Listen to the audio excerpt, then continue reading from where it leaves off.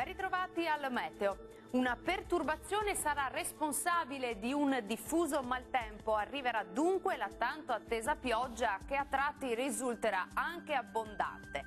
Vediamo la situazione nel dettaglio.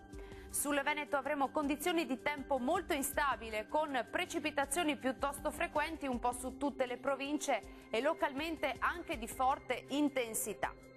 Temperature minime tra 9 e 11 gradi, massime in calo comprese tra 13 e 17 gradi. Maltempo anche sul Friuli Venezia Giulia con rovesci e temporali diffusi e non si escludono dei fenomeni intensi e localmente abbondanti. Temperature minime tra 9 e 12 gradi, massime in diminuzione tra 14 e 15 gradi. E la perturbazione investe anche il Trentino Alto Adige, dove avremo precipitazioni un po' su tutta la nostra regione con rischio di fenomeni violenti più probabili sui settori meridionali. Temperature minime intorno ai 10 gradi, massime più fresche oscillanti tra 14 e 15 gradi.